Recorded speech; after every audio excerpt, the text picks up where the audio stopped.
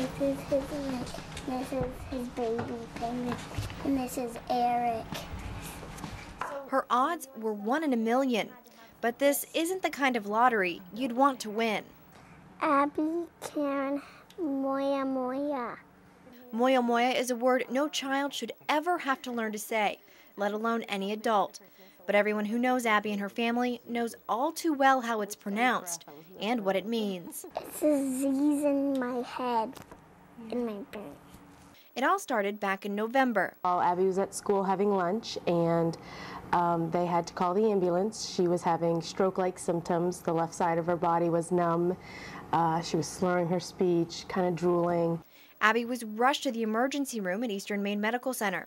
By the end of the day, she had suffered 4 strokes. Lots of tests and everything, and a day later, after MRIs and CAT scans and everything, spinal taps, the doctors diagnosed it as Moya Moya Disease. Moya Moya is Japanese for puff of smoke, and you'd understand why after seeing Abby's CAT scans.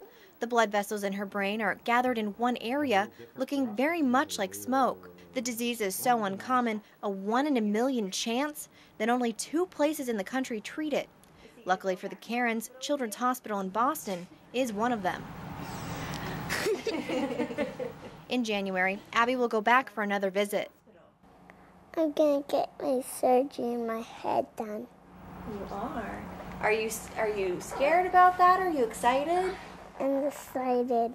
They take healthy arteries off in between the hair and the skull, and they place it down into the brain membrane, and so it'll kind of develop into the brain that way.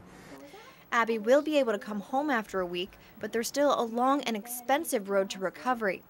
And that's where the Corinna Volunteer Fire Department is stepping in. They're hosting a benefit on Sunday for Abby and her family. So we're trying to help out as much as we can to take some of the pressure off things while they need to be thinking of other things for her. After Abby's surgery, she won't be able to move around very much, something that'll be pretty difficult for such an outgoing kid. I found the elf. Who's more concerned about where Santa's elf on the shelf will be. He moves around the house, and I think he's gonna be in my room tonight. And who's ready to have this adventure over with and get back to everyday life. What's his name? Teddy. In Corinna, Audrey Amon, News Center.